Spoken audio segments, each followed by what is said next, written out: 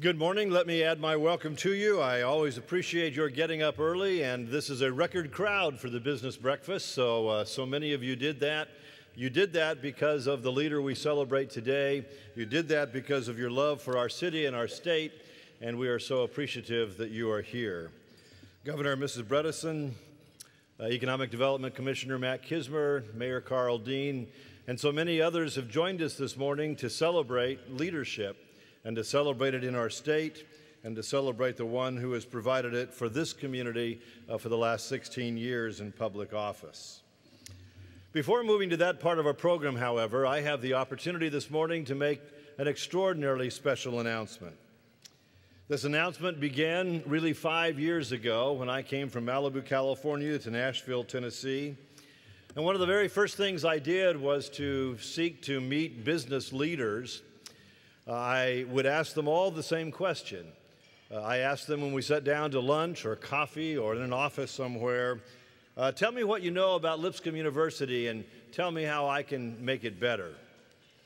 Well, you can imagine there were a variety of responses to that, but universally people were welcoming and receptive and interested because they are interested in the larger community. They were interested in our institutions doing extraordinarily well. One of the individuals that I met was Nelson Andrews. I hesitate to talk about my relationship with Nelson Andrews because so many of you had a relationship that went back decades longer and perhaps was much, much more intimate and deeper. And yet I was privileged to sit across the table over and over again as he shared with me a sense of this city, a sense of leadership in this city, and a sense of what I should do to be a part of that. His message would not surprise you. He said, Randy, engage in the city. Randy, personally and institutionally, be a part of what is going on. Take the institution and serve, and the institution then will be just fine. He was the inspiration for the 5 institutes we've developed at Lipscomb. He was the inspiration for our veterans program, our Yellow Ribbon program that invites veterans of Iraq and Afghanistan to come to Lipscomb completely free. He was the inspiration for our Latino Achievers program and the increase in minority students here from 200 to over 600 this year. He was the inspiration for community service as the Washington Monthly Magazine just recognized Lipscomb as the #3 university in the nation in terms of college students giving. Last year, Lipscomb students gave over 121,000 hours back to this community. And that was his inspiration. The only thing about those announcements he would not like is that I made them. Because in his sense of leadership, humility was an extraordinarily important part. Over time, as we begin to talk, we talked not only about what was going on currently in Nashville, but we began to dream about the future. And we began to think about what it might be like if, in fact, whatever the Nashville model is was sustained for generations to come. We talked about extending what had happened in this city, not only in the life of this city, but to other cities nationally and internationally. And we begin to think about the role of an academic institution and how it might be helpful in that. He asked me, and I responded in drafting a proposal about what a program might look like. And as you can imagine, I drafted the proposal over and over and over again. And I would share it with him, and we would sit and talk, and I would share it with him, and we would sit and talk. And finally, I got to the point where I think he thought it was right. We envisioned together a program that would build on the legacy of great civic leadership. We envisioned a distinctive academic program that would offer our area of the country the first certificate program in civic leadership, the first undergraduate degree in civic leadership, and the first graduate program in civic leadership. We envisioned a program that would be experiential in nature, relational in orientation, and extraordinarily creative and challenging. We thought about faculty coming from around the world to this institution, but only to this institution so they could be coming to this city. We talked about convening conferences and seminars and workshops and conversations of significance. We talked about celebrating those who are outstanding in civic leadership, reflecting through research what we understand about it, and literally interacting worldwide through technology. Well, today I'm very pleased to announce the result of that, but before I announce the result of it, let me read to you from what he wrote me after my presentation to him on March 12th. He said, "I am wholeheartedly in agreement that now is the time. If ever there has been a critical need for leadership in the modern annals of our nation, this is the time." He then went on to say, although I've never considered myself up to date in terms of my understanding of technology, I'm blown away by what it can accomplish. I'm very much on board in your concepts of the role of technology in this enterprise. And then he was cautioning, as Nelson would be. He said, I am personally of the notion that horn tooting is a far cry from an actual successful endeavor. In this instance, I think that the ultimate success of the enterprise should include a carefully planned public relations effort focusing on Lipscomb as well as the Institute itself. And then when talking about the academic program, he said this, "I really get excited about the proposed academic degrees. This factor, which I must admit I never really considered, has the potential to not only produce leaders, but to be the cementing ingredient in sustaining the program over many years. This concept, becoming a reality, literally raises the hair on the back of my neck." And so, in honor of his great example of civic leadership, and as we look to the future and training the next generations of leaders, I am pleased to announce this morning what you may have read about in the Tennessean earlier and what you will see throughout Nashville in the coming days. That is the establishment of the Nelson and Sue Andrews Institute on Civic Leadership.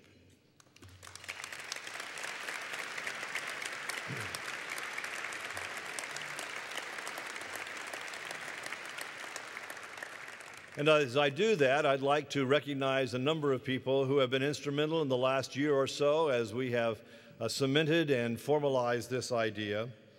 It's a great pleasure this morning to introduce to you and to name publicly for the first time the executive director of this institute, Linda Peak-Shack.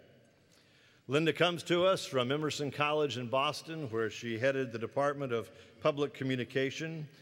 She has served for a number of years as a fellow at Harvard at their Center for Public Leadership. She spent 11 years with Coca-Cola as the international vice president, thinking about global communication and public relations. She served in the Carter White House and was the first woman ever to serve as the communication director of a re-election campaign for a president. She's actually got deep roots at Lipscomb and in Nashville, and we welcome her as we anticipate her tremendous leadership of this. Would you please acknowledge and welcome, as the new executive director of this Civic Leadership Institute, Linda Peak-Shack. I don't know where she is.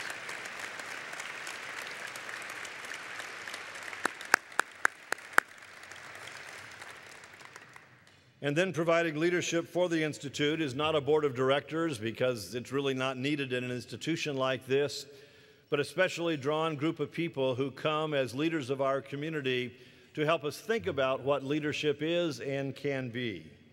The Leadership Council, like Nelson would have required, is a cross-section of our community. People who've already demonstrated their leadership ability are leading our organizations, represent diversity. I want to ask those that are with us this morning to stand and allow us to recognize them. You have a list of them in your program. Leadership Council, thank you so much for all you have done.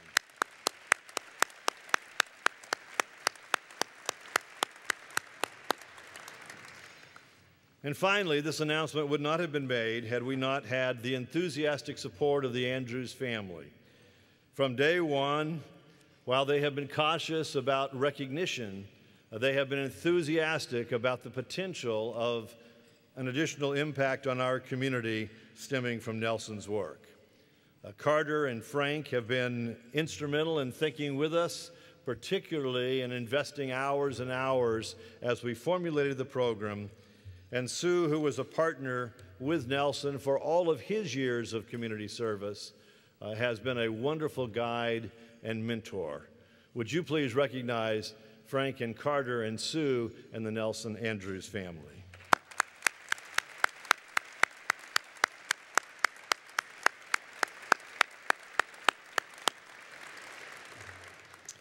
Well, in June of 2009, I'd been on an extended trip. I arrived back in town on June 12th. I had wondered how Nelson was doing because we knew that he was gravely ill. That afternoon, I was driving near 8th Avenue. I'll never forget the spot. Called Sue, and she informed me that Nelson had gotten much, much worse, and that literally he had only perhaps hours to live. I turned onto 8th Avenue, and I remember the tears flowing down my face, wondering if someone driving next to me would see and wonder. I was sharing the loss and the grief of this family, but selfishly, I was also sorrowful for the loss of a great friend and mentor. I remember the thoughts that went through my mind. Running a $100 million organization at times is challenging. You need a few friends along the way, and for only a short 5 years, he had been a powerful friend and mentor in my life. And so those tears were real tears as I thought about what it would be like to go on without him. And yet, if he were here this morning, all of us that knew him would know what he would say. Oh, he would get up from the table and grab that cane, be a little bit stooped over, look at us in the eye and say something like, "You know what to do. What are you waiting for? Get on with it." And so in his honor, we will do that as we establish the Nelson and Sue Andrews Institute for Civic Leadership at Lipscomb University. May God bless this effort as it seeks to bless those in our community. Good morning. I'm Matt Kisber, and I have the privilege of serving Governor Bredeson as the Commissioner of Economic and Community Development. I thank you for joining us for what I expect will be a truly informative hour of discussion this morning. And it's my privilege to kick off our program with a conversation with some familiar faces to all of you. But before I begin, I want to say thanks to you for being with us today. We've been working with Dr. Lowry's office and his team here at Lipscomb University to organize this event. And when Walt Lever called and told me that over 500, I think now over 600 people had registered to take part, I can tell you I was blown away. To those of us who work for Governor Bredeson, and some of my colleagues from the administration are here this morning, we are truly appreciative of your presence and thank you from the bottom of our hearts. I joined Governor Bredeson at the start of this administration as Commissioner of ECD in 2003, and though I anticipated he would be successful as our governor, I had no idea what the next 8 years would bring in terms of economic development, job creation, and capital investment in our state. I've talked about the things I've learned working for Phil Bredeson so many times. My wife accuses me of repeating the stories in my sleep, but I always try to point out that working for a governor like Governor Bredeson is like getting an MBA in leadership, strategic visioning, and just plain getting things done. As Governor Bredeson prepares to leave office in a few months, and almost daily, he reminds me that there are still projects we have to work on, deals we have to close, and successes we need to announce. He leaves a legacy in economic development that his fellow governors in other states have come to admire. Over 190,000 new jobs, $33 billion in new capital investment, 52 new corporate headquarters announcements, the beginning of a renewable energy industry in Tennessee, a top 3 ranking from the Pew Foundation for Green Job Growth, a number 1 ranking from the Center for Budget Policy and Priorities for his handling of the state's budget, improved AAA bond ratings, higher K through 12 educational standards, and $500 million in federal Race to the Top funds. Well, I think you get the picture. Whomever the next governor for the state of Tennessee will be, in my humble opinion, he's got a tough act to follow. So given the record of achievement Governor Bredeson's compiled, we felt this gathering would be a good opportunity to ask ourselves, what have we learned? What are the strategic policies and best practices this governor has instituted which can guide our state over the long term? Because sometimes in the media we get the perception that Democrats and Republicans can agree on very little. It's been no surprise to me that during my time as commissioner to find that they do agree on many things, especially the people of our state think jobs and economic growth are good.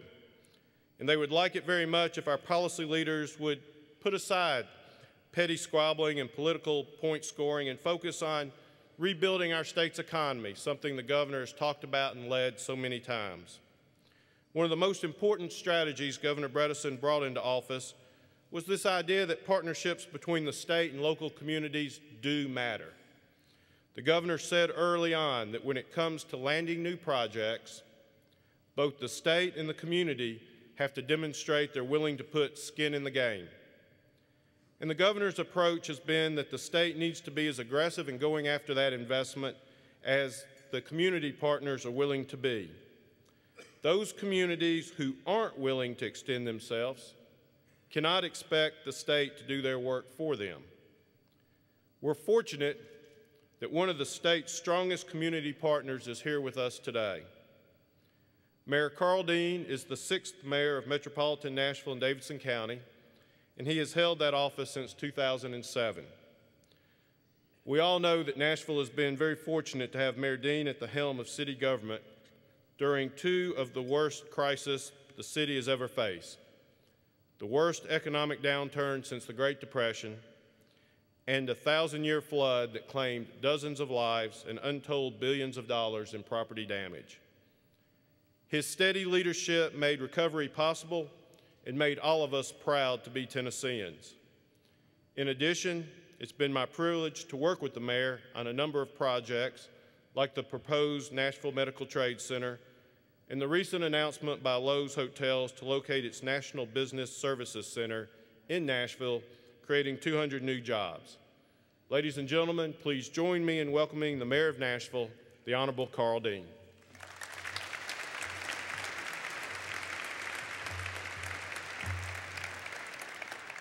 Thank you, Matt, and good morning to you all. It's a pleasure to be here and to have an opportunity to reflect upon the mark Governor Bredeson has made on business in Tennessee. Watching that video a moment ago, it's clear that Tennessee has had some big wins under Governor Bredeson's leadership.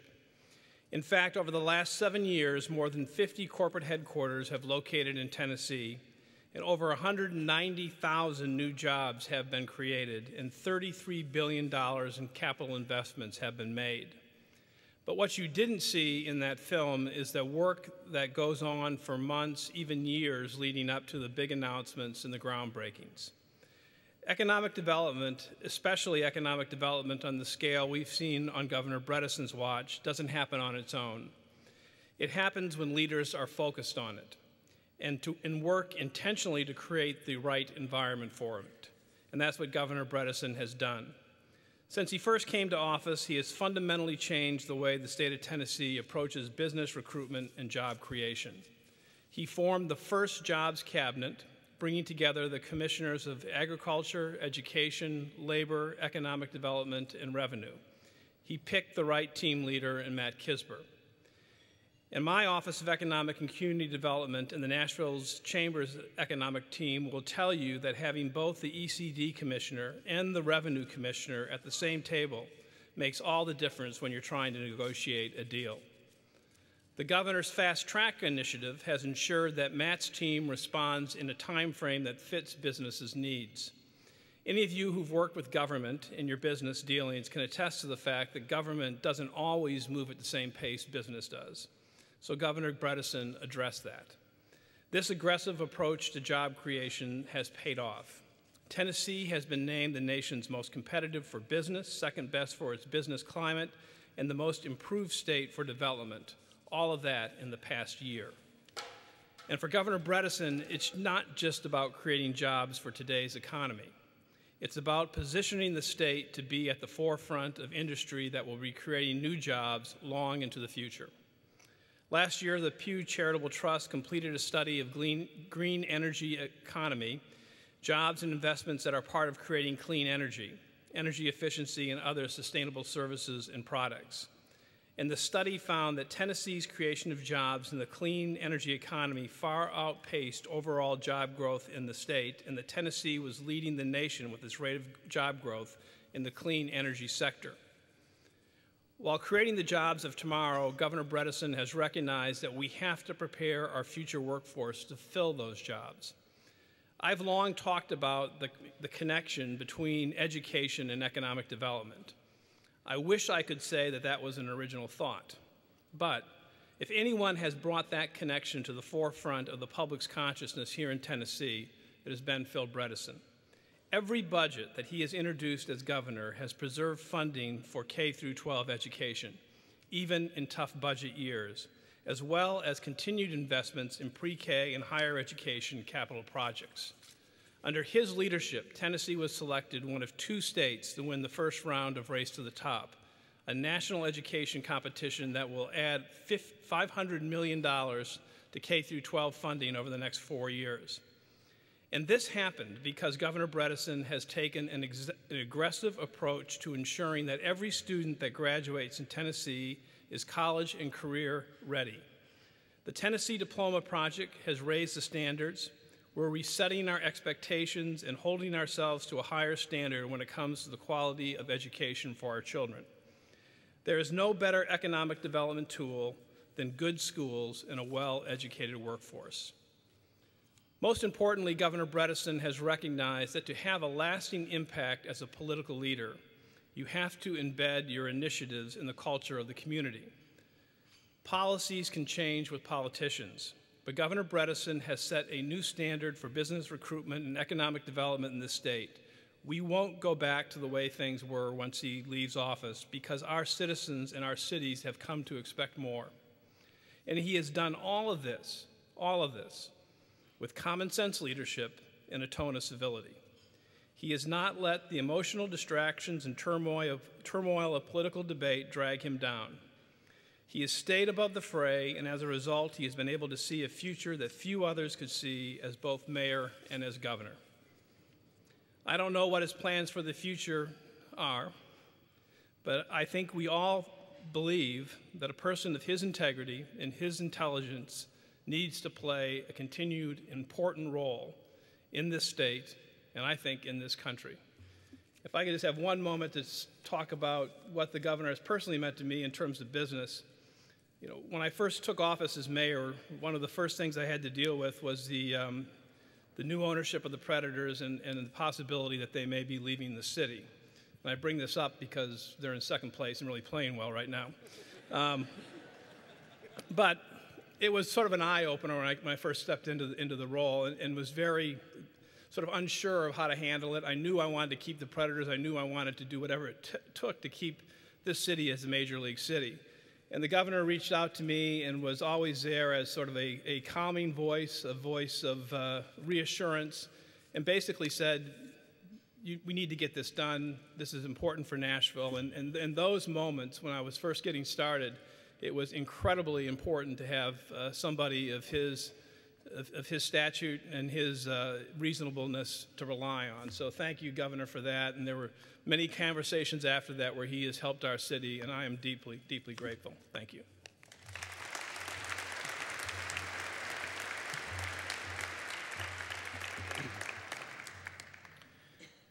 Our next speaker is someone who could accurately be described as Tennessee's favorite Michigander.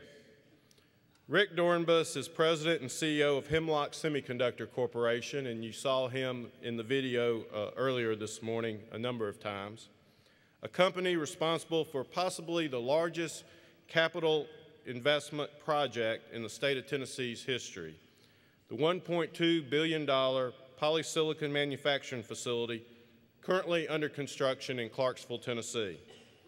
During the time Tennessee was competing for the Hemlock project, about a 3-year time span, I got to know Rick Dornbus well, and I've come to admire not just him as a person, but as a leader of one of the most successful clean energy companies in the world.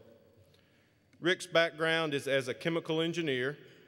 He received his Bachelor of Science degree from the University of Michigan, but he has also led his company through a period of incredible growth that would be the envy of any corporate leader. He has led Hemlock Semiconductor to a 3-fold increase in sales and the addition of more than 1,000 new employees, and guided the investment of more than $4.5 billion to expand production capacity at the company. It is a sign of his leadership and vision that the owners of Hemlock Semiconductor have put their confidence in him to lead this company through an incredible period of growth.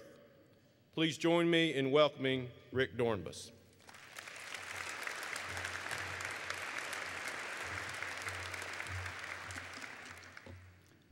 Thank you, Matt. I'm very honored this morning to be part of this distinguished panel to recognize Governor Bredeson for his significant contributions to the people of the volunteer state. From healthcare to education to jobs and renewable energy, Governor Bredeson has distinguished himself not as a politician, but as what I call a statesman. I had the pleasure of meeting Governor Bredeson a few years back when Hemlock Semiconductor and Dow Corning launched their global search for a second polysilicon manufacturing facility.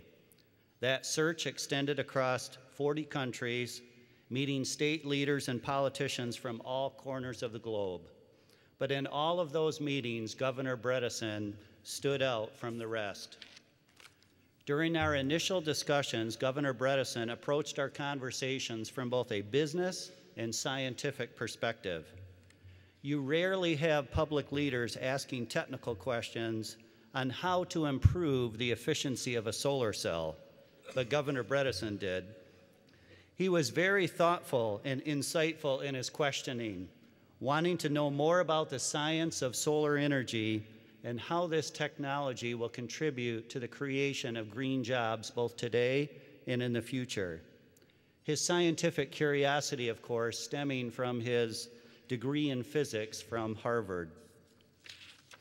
During our meeting with the governor and his team, which included Commissioner Kisber and the TVA, it was very apparent that this administration understood business and how business makes key decisions. The governor's team was poised and ready at every moment to ensure that we had the answers we needed to ultimately determine that Tennessee was the best location for our second manufacturing facility.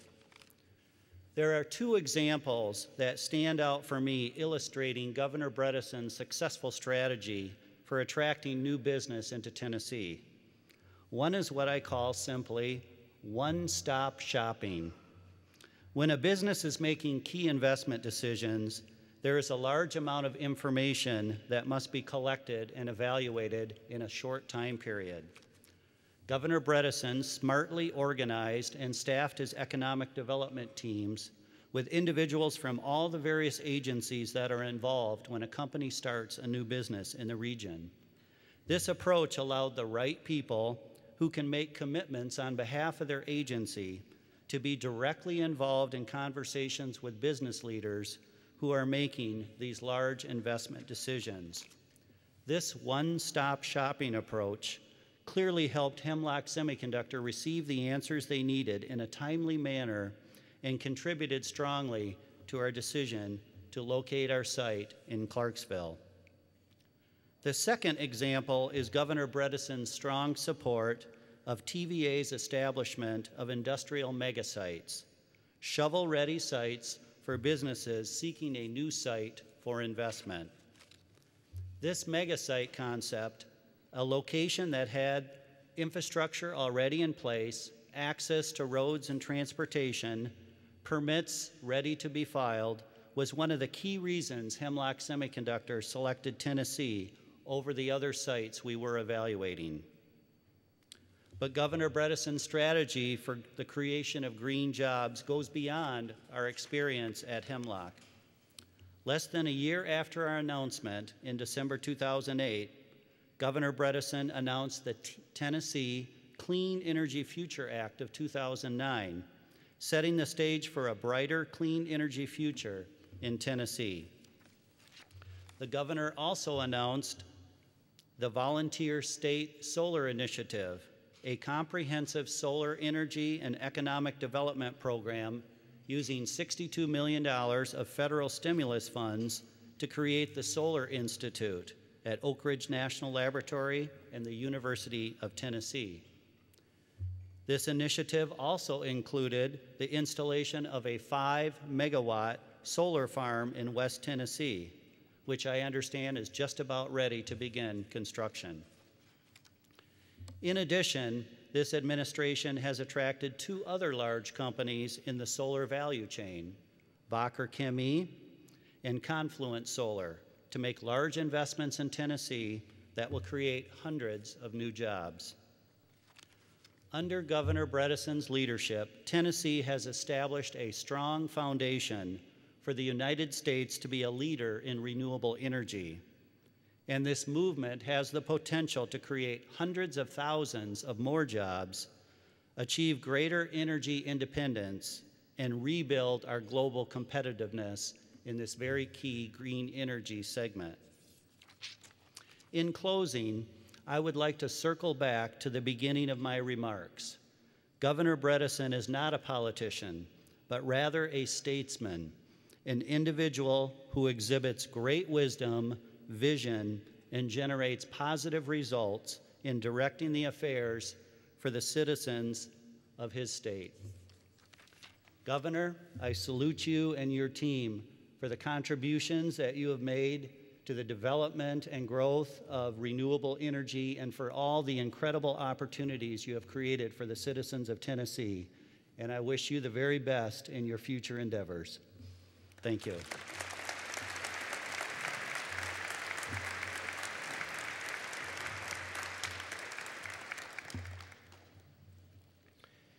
It's now our privilege to hear from a man who speaks softly, but whose words carry great weight.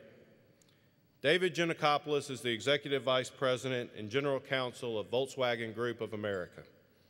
It is David who was able to work through the complexity of siting a $1 billion facility to build the next generation of Volkswagen vehicles with patience, diligence, and attention to detail. Perhaps the most amazing thing about David is that despite the incredibly long hours those of us who worked on the Volkswagen project put in, everyone who worked with him came away from the process with an even greater respect for his honesty, integrity, and diplomacy. Now, how many lawyers can you say that about? David joined Volkswagen in 2003 and oversees regulatory, policy, legislative, and public affairs. He is also responsible for strategic alliances and special projects in the area of advanced automotive technologies and alternative fuels. Before joining Volkswagen, David was a partner at Aiken Gump in Washington, D.C. He has a degree in psychology and social relations from Harvard and a law degree from Georgetown University. Please join me in welcoming David Giannakopoulos.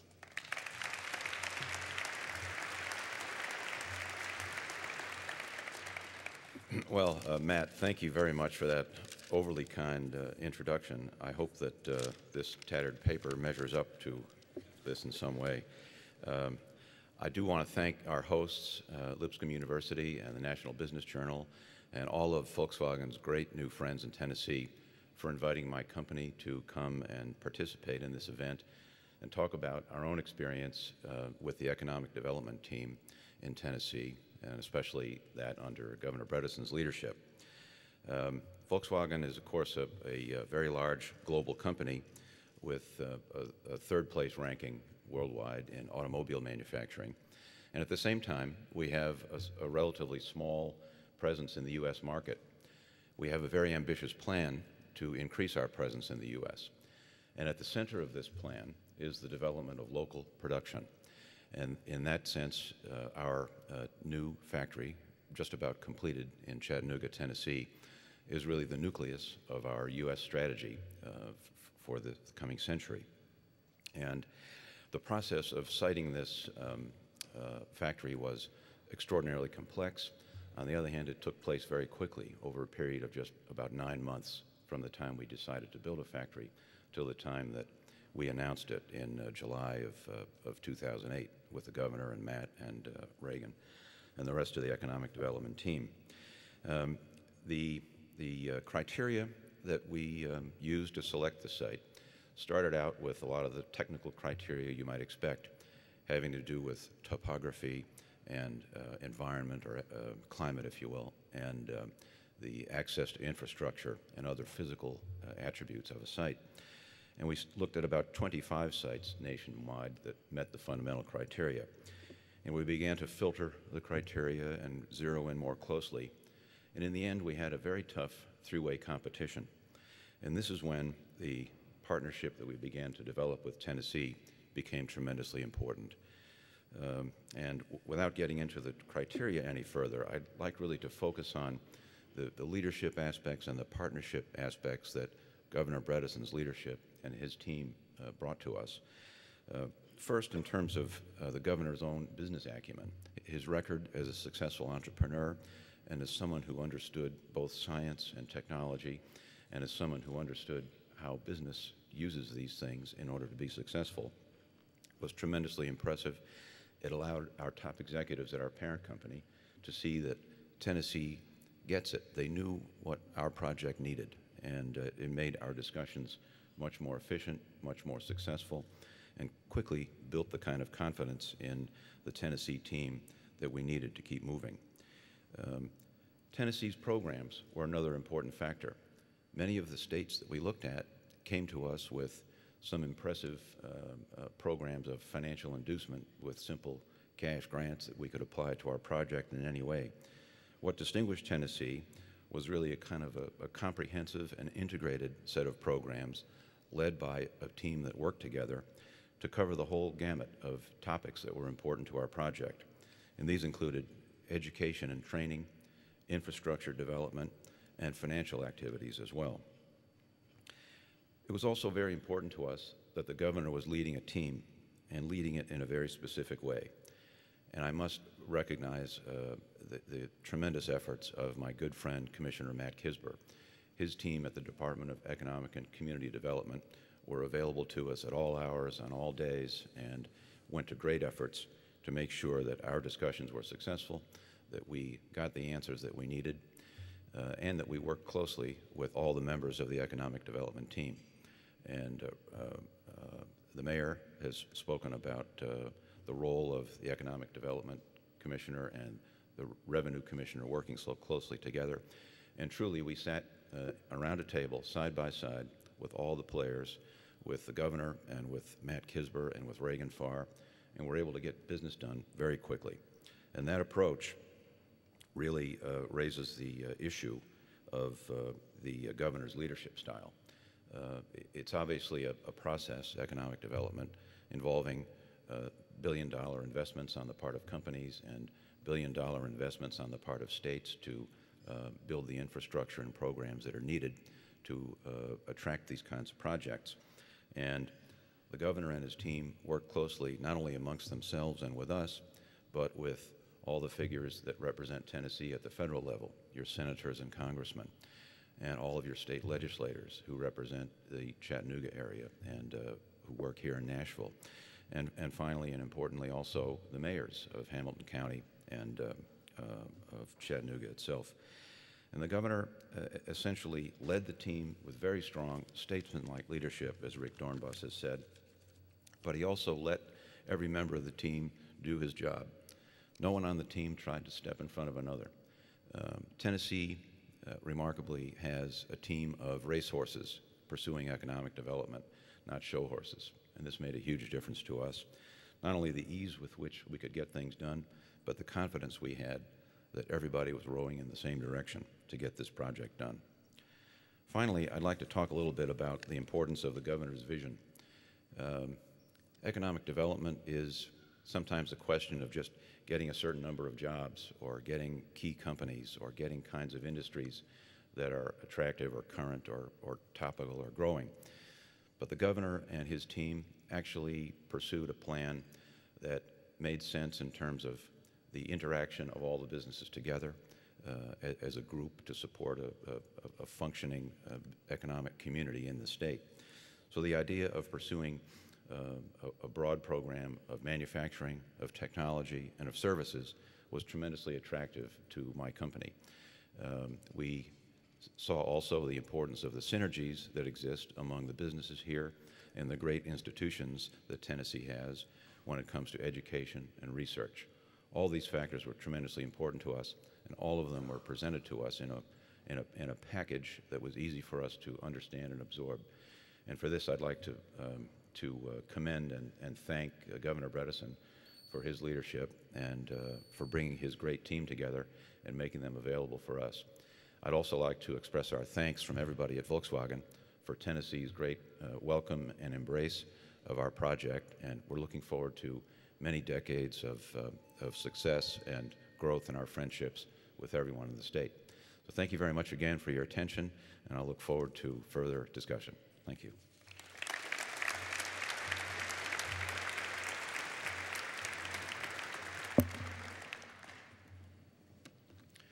Our next speaker was formerly the Chief Marketing Officer and Executive Vice President of Asurion, Byron Smith. Not only is the story of Asurion's growth amazing, but Byron's personal story is a pretty amazing one as well. He grew up in rural Tennessee, Shelbyville to be exact, where his father and uncle were both entrepreneurs and business owners. He took that country education and the practical applications he learned from his family, and after getting his undergraduate degree at MTSU, wound up getting an MBA from the University of Chicago. He got his start in marketing at two of the best learning laboratories in corporate America, Procter & Gamble and PepsiCo. With the knowledge he gained in consumer products, Byron took his skills to the technology field, where he worked for the precursor to what is now Verizon Wireless, eventually rising to manage all sales, field marketing, and advanced data product operations. In the year 2000, Byron found himself in Silicon Valley, California, where he held a number of senior management positions with technology companies, eventually gaining great knowledge and experience in the world of venture capital. As Asurion evolved into the growing company it is today, it turned to Byron to lead the effort to site a new location for the company's global headquarters, and it was Byron's team which eventually settled on Nashville, Tennessee. Today, his extensive knowledge of business growth and management led him to be a founder of the Limestone Fund, LLC, one of Tennessee's premier venture capital funds. He is also an adjunct professor of entrepreneurship at the Owen Graduate School of Management at Vanderbilt University. Ladies and gentlemen, please join me in welcoming Byron Smith.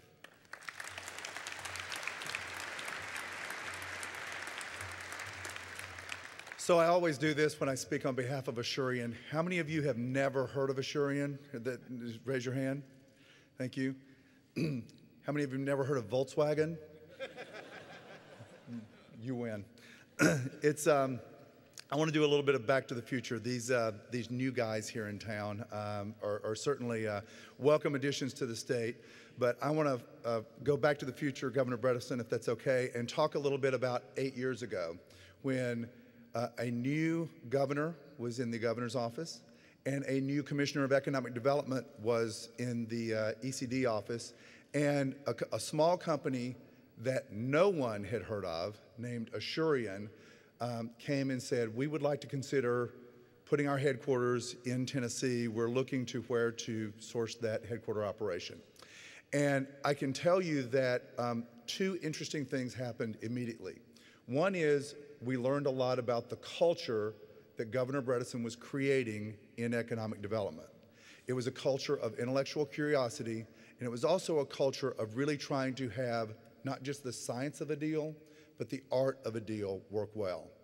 The second thing I learned, and I think that they learned at the time, and I think it's true that we were the very first headquarters to move here under the governor's watch, of those 50 that were announced a few minutes ago, they did not inherit what you would call a 21st century toolkit.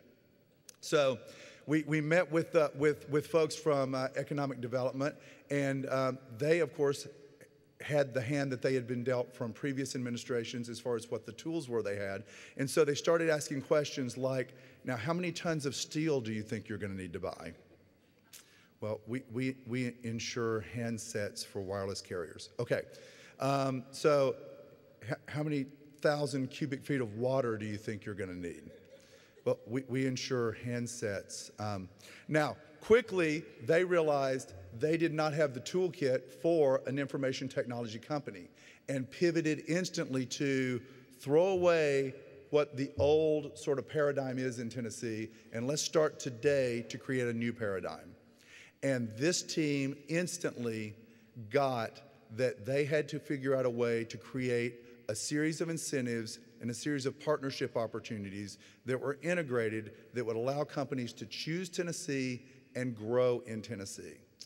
And that leads me to the second point, which is the other thing that they understood quickly is not just that they had to design the right toolkit, which they have done in an unbelievable fashion over the last 8 years, and it gets better every year for businesses, but they understood that this is a marriage. Asurion, which many of you have not heard of, had less than 500 jobs in Tennessee when we headed down this road. Today, we have 3,500 jobs. That's in the course of 7 years. That is incredible growth, and Asurion was growing very quickly worldwide while this was going on. During that course of events, they didn't just realize through the governor's leadership that landing the business is what's important. What's important is landing a business and then being a partner with that business.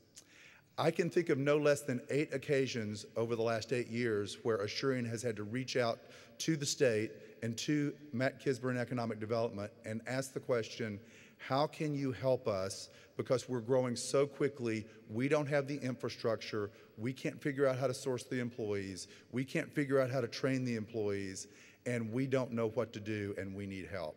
And every time we ask that question, 2 things happen. One, all the resources we needed were mobilized, and second, there was always something new in the toolkit.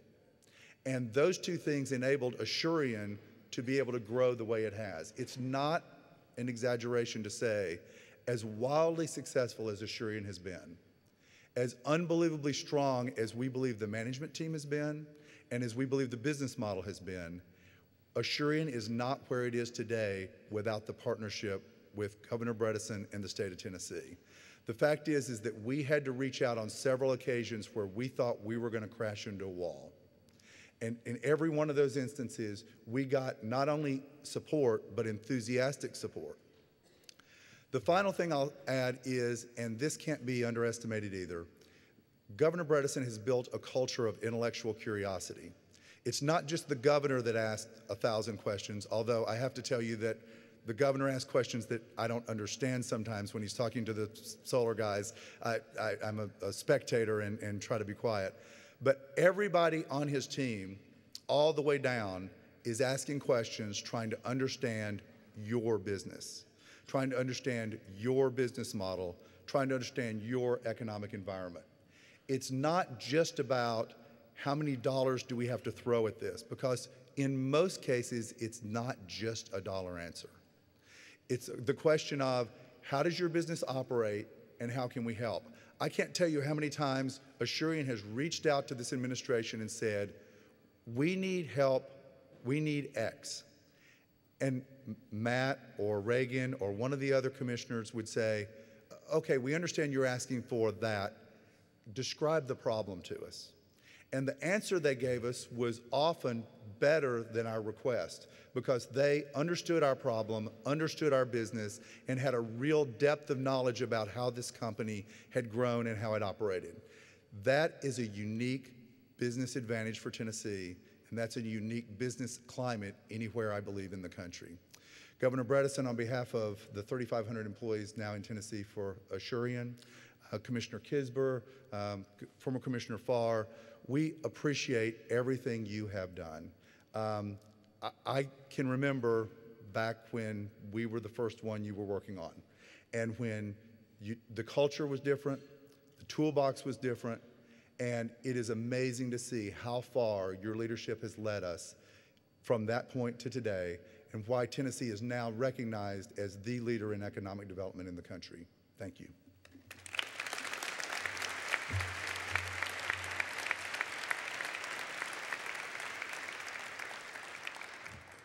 What we'd like to do for the next few minutes is to ask a few questions of the panelists and engage in a little bit of spontaneous dialogue, because I think while we've certainly enjoyed the comments that have been made, it would be interesting to sort of peel beneath them a little bit and understand to some degree about what your experience from the nuts and bolts operation has been like.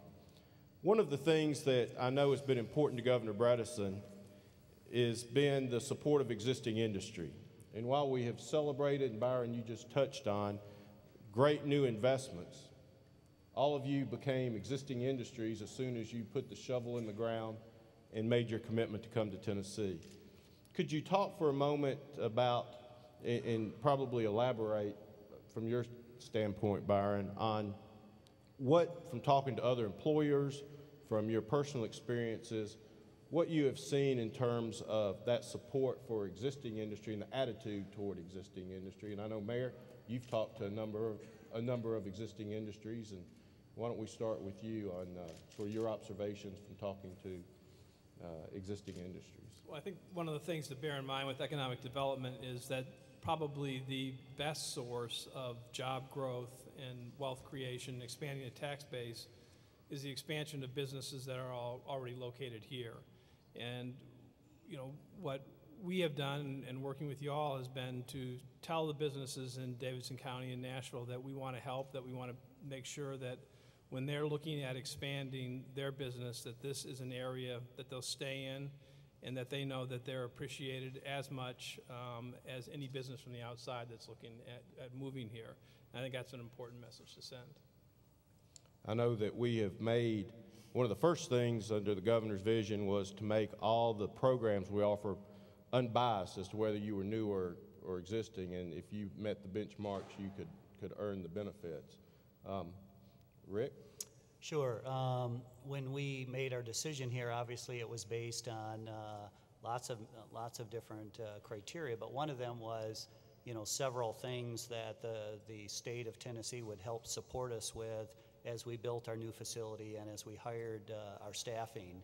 And it was a situation where, there was lots of commitments made, and in every single case, the state followed through on those commitments and delivered. And if we had any problems or issues, there was always someone available to talk with, work through those. And we've made tremendous progress since we first made that announcement in December. We've got our roadways in place. We've got the new chemical engineering technology program facility in place at Austin Peay State University. The first students in those programs who will be graduating in May. And every one of the commitments that the state made to help us in our endeavor here to build and operate this plant has been met. So it wasn't a situation where commitments were made and then once the announcement was there and we decided to come, the phone would never be answered. It was tremendous support all the way from start to where we are today in our progress. Byron, is there anything you'd like to add to your earlier? I think the only thing I would say is that I'd like to reiterate the point that it's not just money and it's not just financial. There are so many times as an existing business where you face a problem, and when we would call the commissioner's office and say, we're facing a problem, often it was around sourcing employees, training, growth, something in that category. They always acted as if we were Volkswagen or Hemlock coming to Tennessee. They sprang into action, put together an integrated team, called all the people together that we would have no idea who to call and how to get them in a room, and quickly we're working on our problem to solve it. And in every case, we were able to come out with an outcome much better than what we had expected, even though we were, as you said, an existing business at that point. And David, I want to take a little bit of a different twist with Volkswagen, because you represent a company that, in a site selection team that was multicultural. You had people from all over the world as part of that team. You're a German-based company. The governor has often said we have to focus on understanding the culture of the people with whom we're working, and that's something that is important. Can you talk a little bit about the experience of being the leader of a team that was multicultural, multinational, in the involvement with the state? Sure, I'll be happy to talk about that in I hope a very careful way. I do have the pleasure of working in a global company that's led from Wolfsburg, Germany, and we've got a tremendous executive leadership team over there, whom Matt and the governor and Reagan and the rest of the team have met. And this is not only a multicultural team, but it's a multidisciplinary team who are deeply involved in our site selection process. And we were flying around the country looking at sites with engineers, with planning people, with architects, with finance people. And there were many colleagues from our parent company in Germany who have responsibility for overseas production, as they call it, from their end. On the other hand, there were folks from Brazil who were on the team who had been running different Volkswagen facilities around the world. So we truly did have a multicultural approach. And one of the important ways that Tennessee could interact with this team was to have its own global approach and to do all of the very difficult travel that the governor and Matt and Reagan and the other members of the team have done to present Tennessee's wares, if you will, all over the world. And I think that sense of familiarity and being a citizen of the world that Tennessee has and has projected under the governor's leadership made it a much easier interaction with our complex team and this new environment for us. One thing all of your companies represent, and Mayor, one of your top priority has been around education, and you have advanced manufacturing or advanced skill operations. The governor's efforts toward improving education, the race to the top, being one of the first 2 states in the country to be recognized for race to the top funding. What does that mean to a business? What does it mean to the city as you're selling the city, Mayor? I know we're all proud as Tennesseans, and we have great expectations for improvement in our school systems and in public education. But from your perspectives, what does that mean, and how does that differentiate, or does it differentiate Tennessee from others? Well, I think this is the time I've been mayor for 3 years, observing and being active in education issues in the state and in the city. You know, we have moved from being sort of a backwater to right now Tennessee has got to be in the top 3 states where there's exciting things going on in education, K through 12. I mean, winning the race to the top is a huge honor for the state. It's a great accomplishment by the governor. But it means that this state has very systematically gone about changing the way we look at education, whether it's the diploma project, where I think this is one of the great legacies of the governor, where we've said that we're no longer going to measure our kids below the national standards. We're going to measure our kids at national standards, so we're competing in a national economy and an international economy. That is a tremendous thing to do, and it's the right thing to do, and it's a hard thing to do. The reforms we made in terms of looking at the way we evaluate teachers, looking at achievement, the way we've looked at charter schools, Tennessee has made huge strides. And I think for the city, I mean, I do believe this with all my heart, that you look at the 2 big issues that we need to face all the time, other than education, are economic development and public safety. And the biggest way we can help our city in terms of economic development, and the biggest way we can help our city in terms of public safety, is by offering quality public schools. I mean, having kids that go to school, stay in school, get educations that allows them to compete in the international marketplace is what's going to make us a safer city and a more economically vibrant city. So I think the message that we can talk about as a state and as a city when we talk to other corporate leaders around the country is that we got our act together and our priorities straight. And we are making progress. You can feel it. So I think we're on the right track. Rick? Sure. In a company like we're in the business we're in of making high purity polycrystalline silicon, which is one of the man-made's most pure materials, it's essential that we have a properly trained workforce.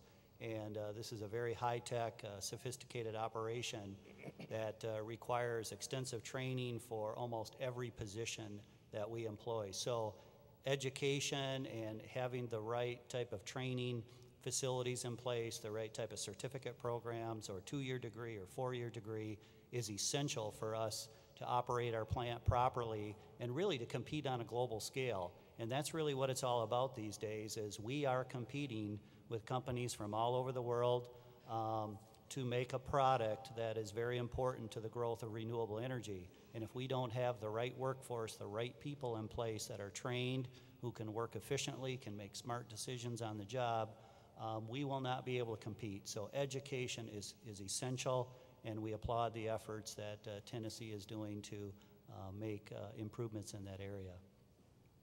Byron? The only thing I think I would add is that when you source a headquarters in a state, you're going to try to fill every kind of job in that marketplace.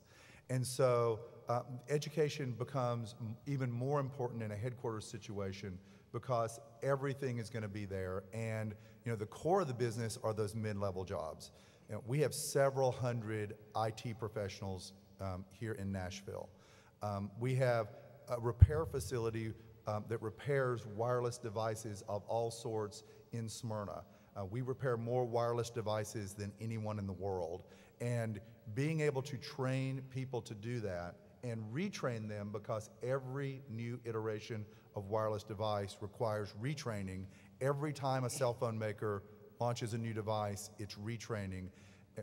Think of our future with iPads and all the things that we are going to have to be able to repair. We have to have a workforce that is capable of learning quickly and being flexible, so education is incredibly important. David? Well, there's no question that I agree with all that's been said about the importance of training. Our particular operation is a new factory for our company with leading-edge production methods. It's also a new car. We're building a new mid-sized sedan that's designed specifically for this market. We've not built this car before, so there's no particular experience with how all the parts fit together. And we've got an entirely new workforce. We have about 1,000 employees in Chattanooga right now. About 300 of those folks are in our training center that was provided for us with the assistance of the state. And they are engaged in learning all of the new technical skills that are needed to build this car. We have a very technically adept workforce in Tennessee and in the Chattanooga area. So the skills are there, and what we're doing is training folks on the specific skills that are involved in the new production methods and the new car. So the question of training is especially critical in this environment when we have a new product in an intensely competitive market with a high focus on quality, repeatability, and dependability. So the training thing is huge for us. And what was great about our interaction with Tennessee on training is that not only did the state come forward and help us establish our own training facility, but the institutions played a big role. Chattanooga State Community College, the local school systems, all are engaged in trying to find out what skills we need to develop among our future employees to help this plant be successful for the lifetime. And as we, excuse me, have time probably for one more question, I want to make it a little bit of a light one. There was reference made to the governor's physics background and scientific orientation, and I can think of a lot of stories that we don't have time to tell, but do you have one story you'd like to share, or what that has meant in terms of the ability of the governor and his team to be able to do something that you haven't seen others be able to do? Rick, you probably touched on that I'll first. just go back to the reference I made in my comments as I think it might have been the second meeting with Governor Bredeson, and we had been well along in our process for selecting this site, and we had sort of boiled it down to the top three, and we go into this meeting, and you know, I expect lots of questions on, okay, how much investment are you going to make? How many jobs will you create? You know, where do you sell your product? And one of the first questions that Governor Bredeson asked is, Rick, now tell me, I know you have to reduce the cost of solar energy for this to continue to grow long term. Tell me technically, what are they doing to improve the efficiency of this solar cell? Are they etching the surface of the cell to create more surface area so that you know, light will bounce around more and you'll get more efficiency? And I was just really shocked and amazed that the governor of a state would ask that kind of question. But to me, it really illustrates the depth of, you know, scientific curiosity and the need to really understand the business. And I think the governor had it right from the beginning. You know, we have to continue to lower the cost of solar energy so that it can compete long term with conventional forms of energy. And the governor knew right away that if companies weren't making progress in that area, that this might have been something that you know, was a temporary market, a temporary product. And again, I think it really showed the depth of his understanding and his vision and understanding of the future needs in this particular renewable energy segment.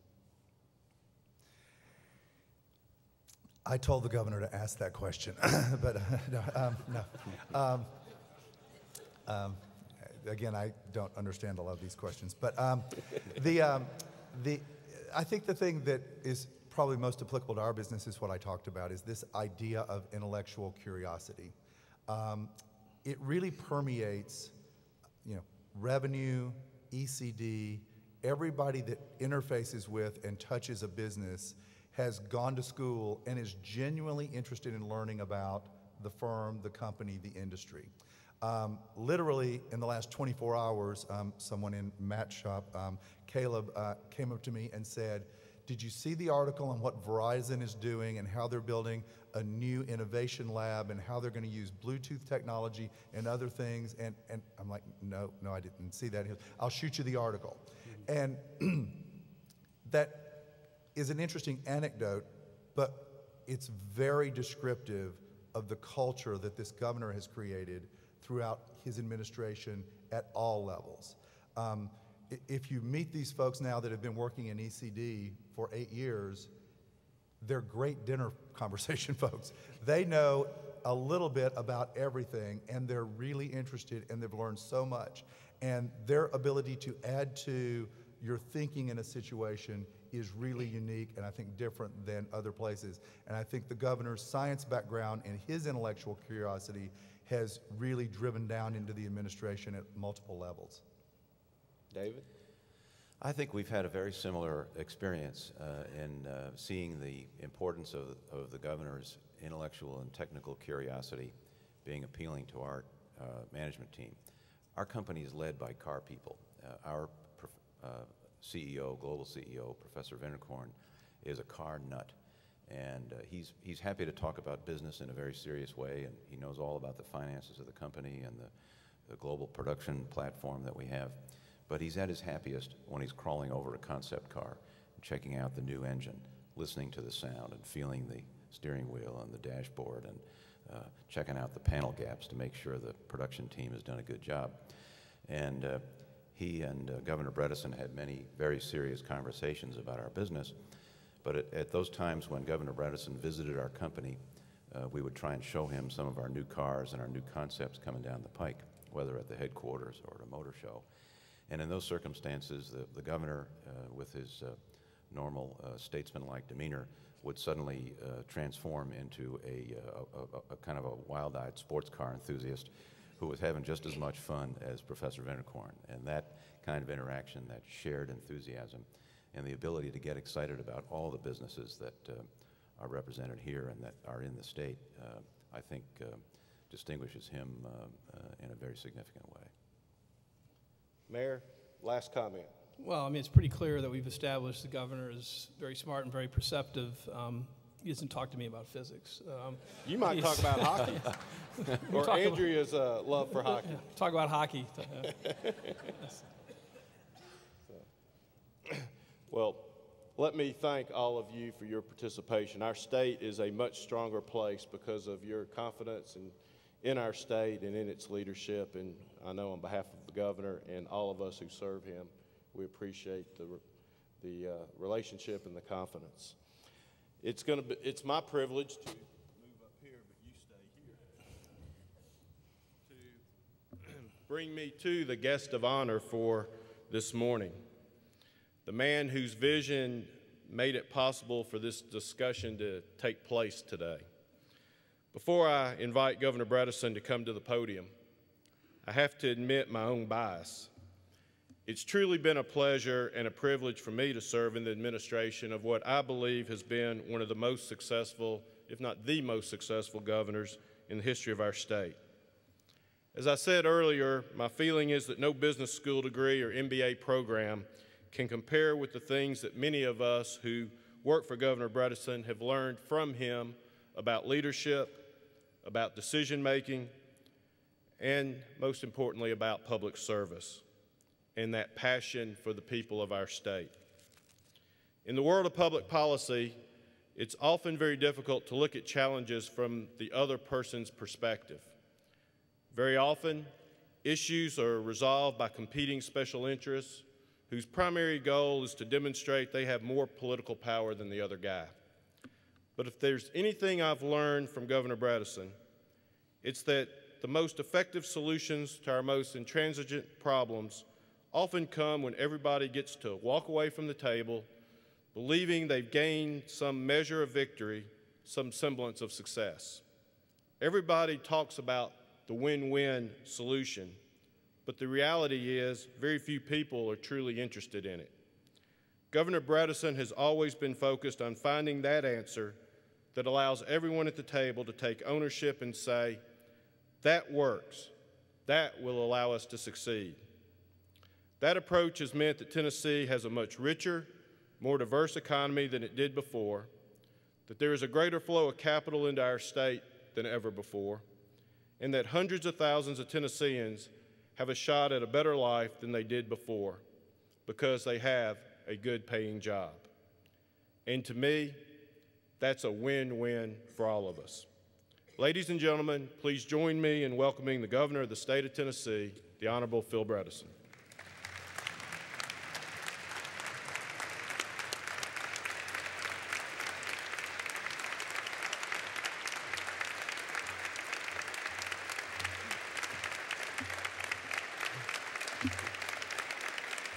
Thank you.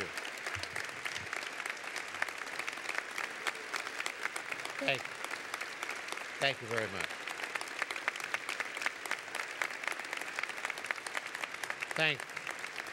Thank you very, very much.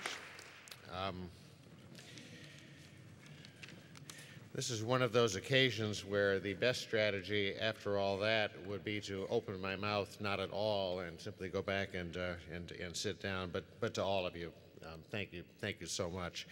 I want to first of all, to be proper and polite, to thank President Lowry and for his hospitality and the entire university's hospitality here this morning. This was a great convening place, which I've been in many times for many different kinds of occasions, and we thank you for that. And to the Nashville Business Journal as well, thank you so much for being a part of this. When you were talking earlier about announcing the center that Nelson Andrews was the generator of the idea and the supporter of, it occurred to me that back when I very first thought about running for office and serving in public office, I believe that Nelson had to be one of the first 2 or 3 people that I went and called on. That's the position he had in the community, to talk with him about it, and he has been a great friend and mentor and observer and commenter over the years, and someone to whom I owe a huge debt of gratitude. And I was really delighted to be here and be part of that announcement this morning. This will be an important piece in our community. Was also interested at the prayer. Shane Neal is down here. I'd forgotten that you'd be here this morning, Shane. He is painting my portrait as described to the one that'll hang in the Capitol for the next 200 years until they move it to the attic. It really is. It's actually pretty tough. I mean, it's very, very hard to sit for hours at a time and look heroic and farsighted the whole time to try to capture that thought. But luckily, he uses some artistic license in trying to accomplish that. Most of all, I guess I'd like to say, as you watched the video and as you heard these things over here, I think one of the constants that has been in that is that everything we have done has been a team effort, and that Matt Kisber is sitting back here. There is hardly anything that we have touched that he has not been front and center in. And there's a couple of people I want to recognize, but I would like you to start, if you will. Matt Kisber has done just a wonderful, wonderful job for the past 8 years. And many of these things you're talking about are directly the result of all the energy and work and integrity he has brought to this. Would you give Matt Kisber a great hand?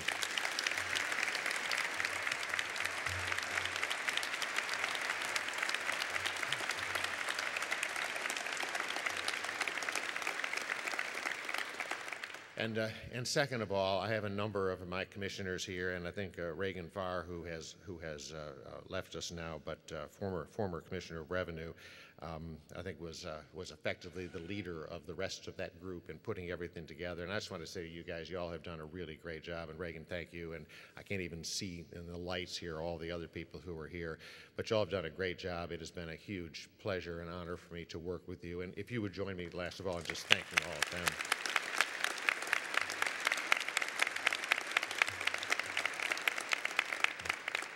Mayor Dean, I'm delighted to be up here with you. I'm a huge admirer of this mayor and the approach he brings to it. I understand I saw earlier Governor Winfield Dunn is here, and thank you, Governor Dunn, for being here. To all of you, this has been a great honor for me. I wanted to just talk just a little bit about, you're starting to think at this time of your time in office with, 3 months left to go or 2.5 months left to go. Start thinking down the line a little bit. When it comes to economic development, I think first of all, I want people to understand how very important I think it is for our community and for our state. There are, in the business world, I've always felt the job of a CEO is to figure out those 2 or 3 things that if you get them right, things will work in the company. If you don't get those right, you can do lots of other things A+, and you can't get where you need to go. As I look at our state, I just really feel that if we develop ourselves an educated workforce, we have people who have got the skills it takes to compete in the world, and we match that up. It's a chicken and egg problem. We match that up with real jobs that you can support your family with and are not going to go offshore tomorrow morning here in the state, the availability of those jobs. If you get those 2 things right, we're going to do just fine as a state. And if you don't get those right, we can be, perfect in the way we handle TennCare or something like that, and it's not going to make a difference in the long run. So I think of this stuff as very, very important. I'm very small town and old-fashioned. I mean, I just think having a good job is right at the heart of what it takes to take part in life in this wonderful country that we live in, and anything that we all can do to make sure those opportunities are there for people are really important. I don't think there's any secret to it. It's just like if you're in business, I think of it that if you want to have a successful business, you start out, you have to have a good product, you have to keep improving the product, and you got to be good at selling the product. And again, it's not really a complicated equation. In Tennessee, we've got a great product here. You all know about all the natural advantages we have of location and climate and so on. We have a workforce in Tennessee today that is it really is very, very good. I mean, first of all, we do have a lot of people with the skills that it takes for the future. Our education system, our public education system in Tennessee, including especially in higher education, has produced a lot of young people who will go on and be successful. The other thing that people always feed back to me after they've come here and they've spent some time is the work ethic in Tennessee, that this is still a place in the world where people really do believe in an honest day's work for an honest day's wage. And issues just like absenteeism and the enthusiasm of workers and the commitment to the company and its success that people display here in the state is really important. I hope we never lose that. It's going to be a tremendous advantage. And then the third thing we talk about, a great product, is just the business climate in general. We live in a state in which over the years, Democrats and Republicans and different governors and different legislators, I really think have worked together and put aside some of the partisan nonsense that goes on in other parts of our country to make sure that we remain a good place for businesses to operate. And mine, it's obvious things like keeping taxes under control. It's also less obvious things about just the way the attitudes which people who are in government evidence toward the businesses in our state. We need to continue being vigilant about that. You know, there are things going on like I don't know, these English-only kinds of initiatives and seemingly trying to find new places for people to carry guns every time we turn around. Those are the kinds of things that really can rise up to bite us in terms of that climate of reasonableness in the state that we have, and I hope you all will help keep those kinds of things under control in the future. So I think we got a good product. We need to continuously improve it. We need to be forward-looking, not backward-looking, and I think we're working to do that. When challenges have come up in things like the business climate, we had an issue with the workers' compensation here a few years ago. This is a state, Tennessee is a state, the legislature, they stepped up and they fixed it. And I think that kind of thing is noticed not only for its direct impact on a business in terms of their costs of doing business, but a recognition that when problems arise, this is a state that is going to address them. We're going to figure out what it takes to do it. And then last of all, just this issue of stability. I really think that the way that Tennessee, our legislature, has handled the recession that we have is actually helping us tremendously when it comes to recruiting business. Business, they need to operate in a stable environment. They need to operate in a way in which they see continuity across changes in administrations. They certainly don't want a state which is just flopping around trying to figure out what to do with its budget, which may mean, you know, some new tax that someone thinks up on business to balance the budget. And I really think that the way in which, I think the mature way in which the legislature has handled some very difficult situations in this is going to help to create that environment of stability and reasonableness that I think is so important when it comes to attracting business. All of us, who are in public office love to recruit businesses and help businesses expand and go out there, and you saw lots of pictures of Matt and I and others cutting ribbons and smiling and so on. You also have to recognize that probably for every one of those, there are probably 10 jobs that are created just kind of quietly on the side because this is a state that's gotten some of those basics right, and people react to that. And then the last thing you got to do, if you've got a good product, if you keep improving the product and keep paying attention to it in all its subtleties, not just a narrow sense, you got to get out and sell it. And that's where I think that Matt and his entire team, this Jobs Cabinet, Matt and Reagan and the others, have done just a terrific job. I'm very, very admiring of it. Every time that people have brought me things, I mean, they put solid proposals on the table. I'm constantly hearing from people who they're dealing with, including some of these up here, that one of the things they like is you can get an answer. It might not be the answer you want, but if you ask a question, you don't have 6 months worth of silence. In 24 or 48 or 36 hours, you've got an answer back, and you can sort of be businesslike and move on.